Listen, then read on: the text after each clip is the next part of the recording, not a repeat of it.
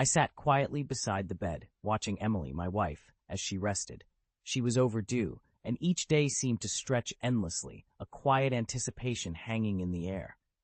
"Emily," I whispered, brushing a strand of hair from her forehead. She stirred, her eyes slowly opening.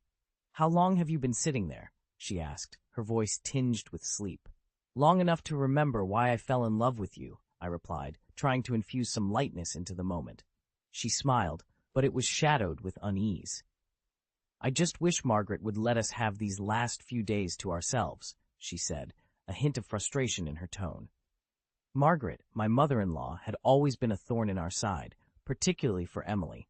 I had witnessed her harsh treatment and unkind words towards Emily over the years, each incident casting a long shadow over our lives. "I spoke to her yesterday," I said, recalling the difficult conversation. "Told her we needed space, especially with the baby coming. The midwife was clear about the stress being bad for both of you." Emily's expression tightened. "And how did she take it?"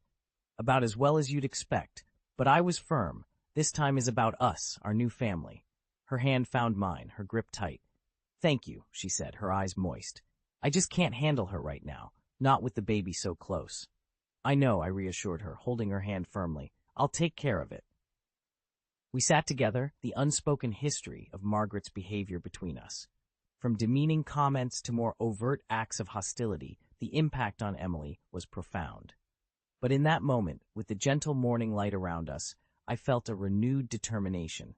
I was ready to protect Emily and our soon-to-be-born child, no matter what it took.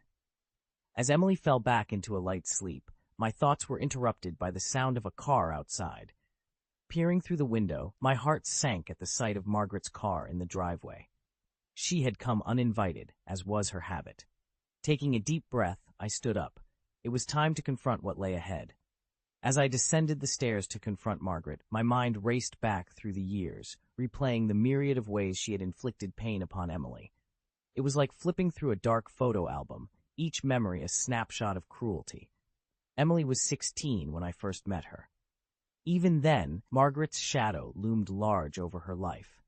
I remember a high school dance where Emily's hair had been roughly chopped off, an uneven bob that she tried to hide under a hat. "Mom thought it would look better short," she had whispered to me, her eyes downcast. That was Margaret, always asserting control, even over Emily's appearance.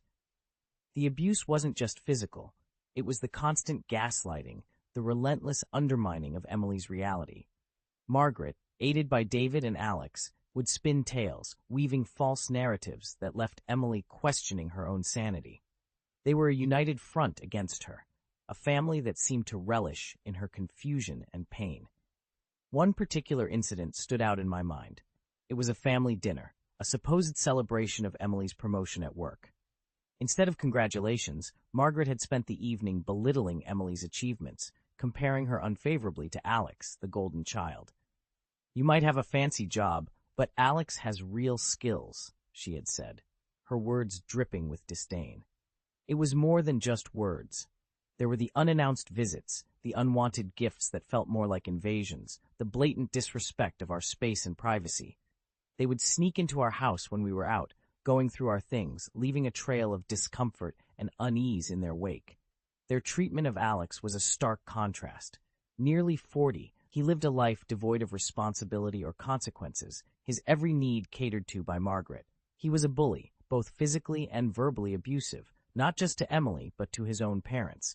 Yet, in Margaret's eyes, he could do no wrong. These memories fueled my resolve as I opened the front door. Margaret stood there, her expression one of feigned concern. "Margaret," I greeted her, my tone measured. "What brings you here today?" "I just wanted to see how Emily is doing. You know, with the baby coming and all," she said, her voice dripping with insincerity. "I've told you, Emily needs rest and space. Your visits are stressing her out."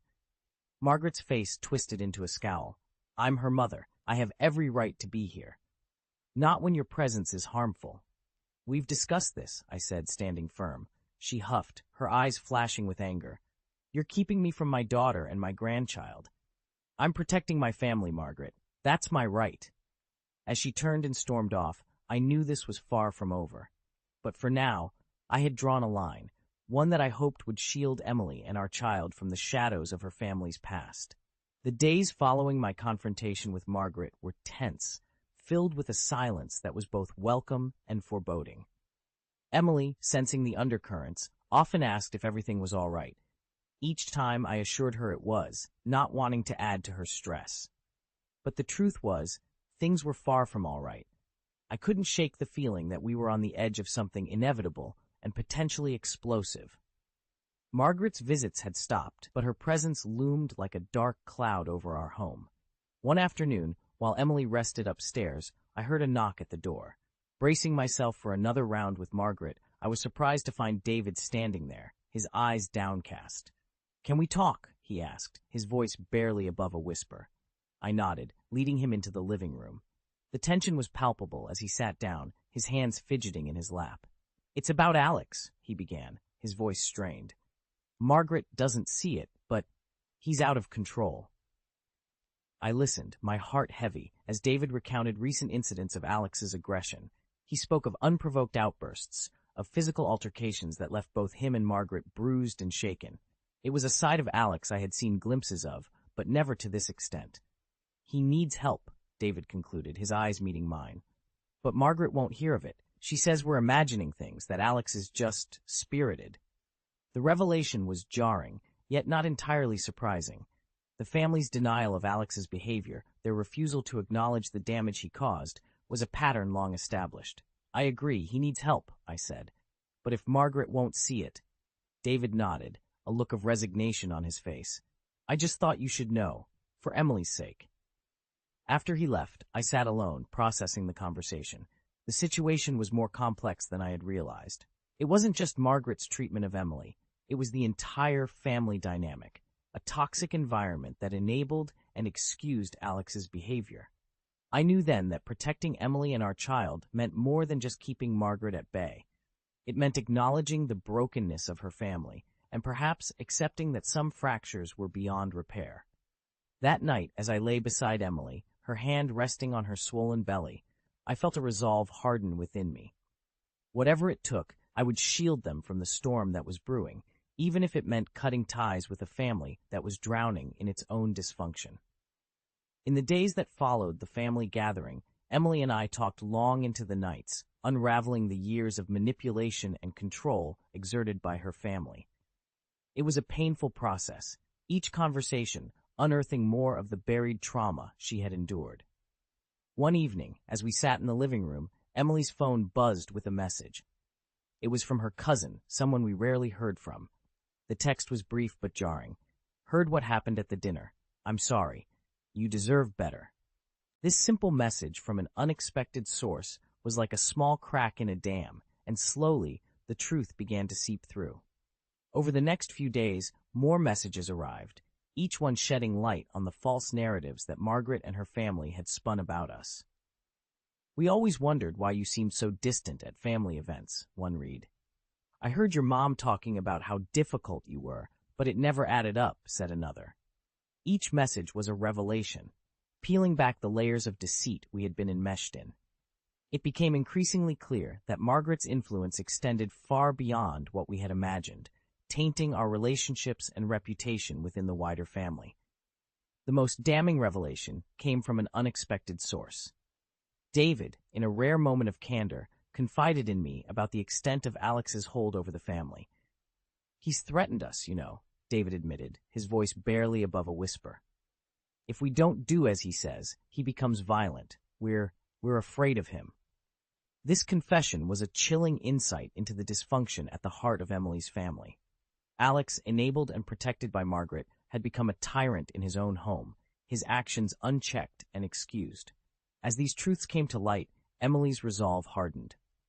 "We can't be part of this anymore," she said one night, her voice steady despite the tears in her eyes. "It's not just about us now, it's about our child. I won't let them grow up in the shadow of this madness." I held her close, my own emotions a tumult of anger, sadness, and protective fierceness. "We'll start anew," I promised. "We'll build our own family, free from all this."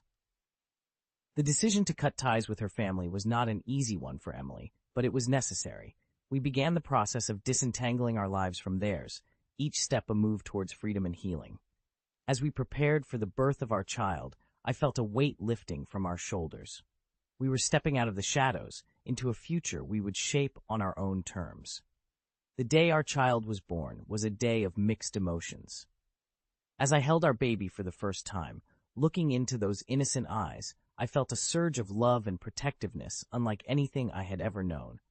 But lurking in the back of my mind was the knowledge of the confrontation that awaited us. Emily, exhausted but radiant, cradled our baby gently. "We did it," she whispered, her eyes shining with tears. "We have our family now." I nodded, my heart swelling with pride and love. But as we basked in the joy of our new arrival, I couldn't shake the feeling of impending conflict. Margaret had made it clear she expected to be a part of our child's life, but after everything, that was impossible.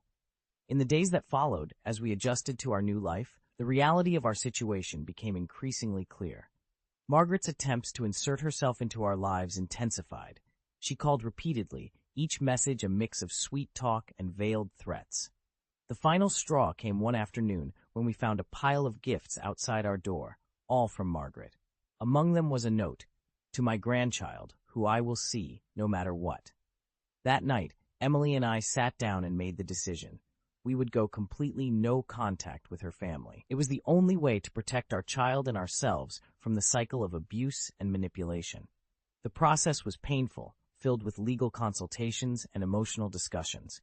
But with each step, I felt a sense of liberation, as if we were shedding the weight of years of oppression. As I watched Emily with our baby, her laughter free and unburdened, I knew we had made the right choice. We were starting anew, creating a family built on love, respect, and safety. Our journey was not without its challenges. There were moments of doubt, of fear that we had severed ties with the only family Emily had ever known. But in those moments, we found strength in each other and in the love we had for our child. We moved to a new home, a place untainted by the past. Here, in this space of our own making, we began to heal. Our child grew, surrounded by love and free from the shadows that had once loomed so large. In this new dawn, we found peace. We had stepped out of the darkness and into a future of our own choosing. Our family, though small, was a fortress against the turmoil we had left behind. As I looked at Emily and our child, I felt a profound sense of gratitude. We had weathered the storm, and in its wake, we had found something precious, a life of our own, filled with hope and endless possibilities.